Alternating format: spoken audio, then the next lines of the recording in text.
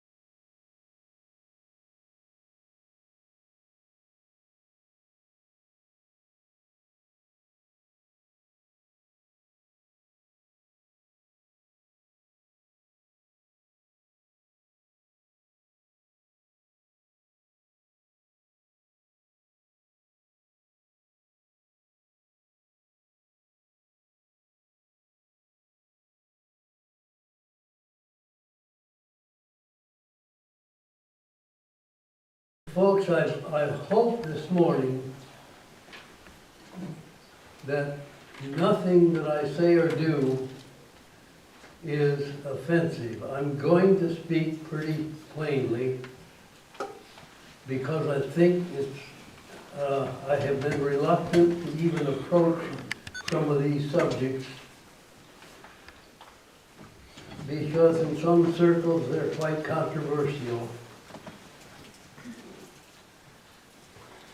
But we're living in a day, folks, we're living in a day when there is a great deal of evidence that we're getting closer and closer and closer to a day of reckoning. Amen. There are things taking place that are hard for us to even believe they're taking place in our day and our lifetime. Especially some of us here that have been here for getting all too close to a century. And remember the things that we remember from back there.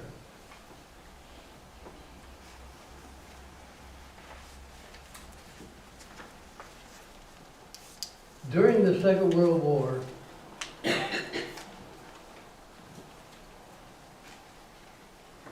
people in the United States of America went to war. We were forced into it. I firmly believe that. We were forced into it. We didn't have an avenue out. But there were things that were taking place during those years that we didn't, as citizens of this country, we knew nothing about. We didn't have any information, and I'm speaking now, I was a child during those days, and I mean a grade school kid during those days.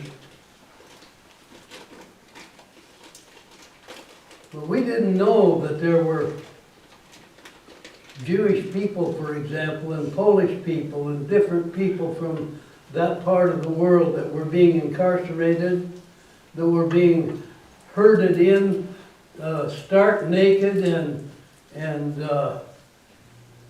completely embarrassed and ridiculed, herded into the ovens where they could turn the gas loose and people would, and then they could bulldoze the bodies out into great piles, heaps. I saw that, folks. I saw it. And today in the United States of America, you have people, not just grade school people, not just juniors in high school, but people who are raising their families that don't believe that that ever happened. That's right. Cannot believe that people can be that vicious to one another.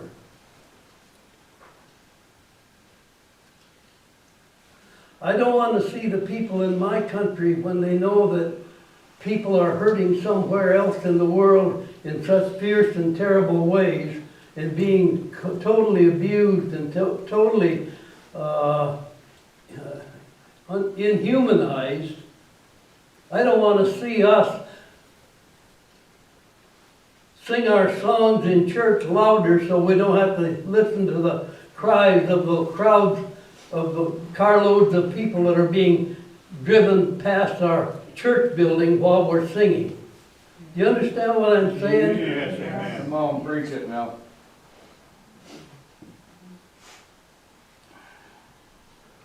Jesus said to his disciples in the 24th chapter of Matthew's Gospel, he delineates a whole lyric series of different things that are going to take place in the very last days. He describes those things, things that we see every day in our news media. You know what I'm speaking of? Come on now. And he said, and he used it, I see three of the gospel writers all tell us basically this very same story. And they use almost the same words in two of them. He said, if you see the fig tree or any of the trees, when they begin to show sprouts and tender leaves or tender sprouts on the end of the branches, know that summer's getting close. And then he said, and when you begin to see these things that I've just spoken to you about, see those things happening, then know that it is near and at the very door. Amen. Come on now, preach it.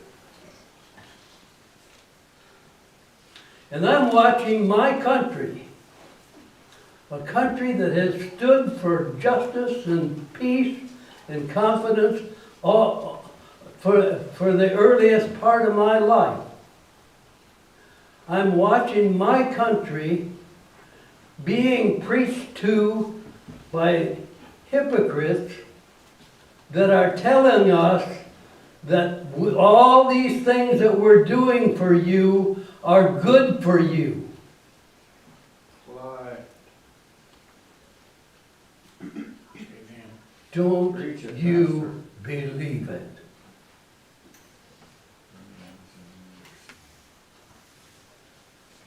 We've got ourselves separating from each other and keeping a distance so we don't get infected by one another.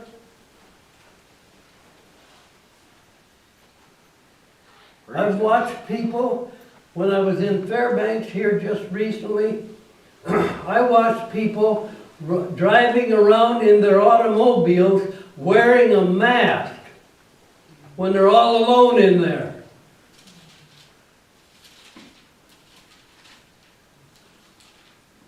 We just a few months ago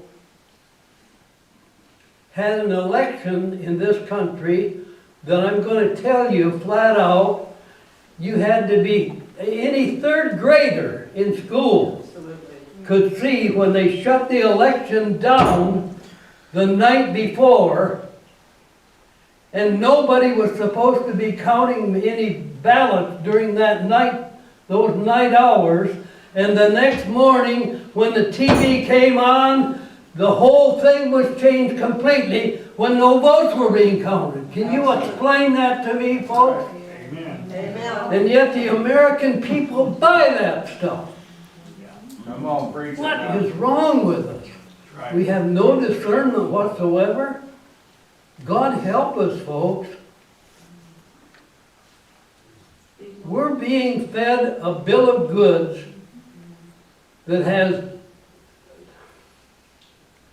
the thin skin of a reason stuffed with a lie. Amen. Come on now. Yeah.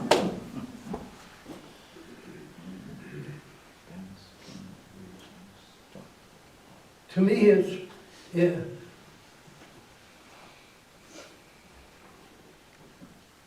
we're being conditioned to jump through hoops. That's right. I mean that, folks.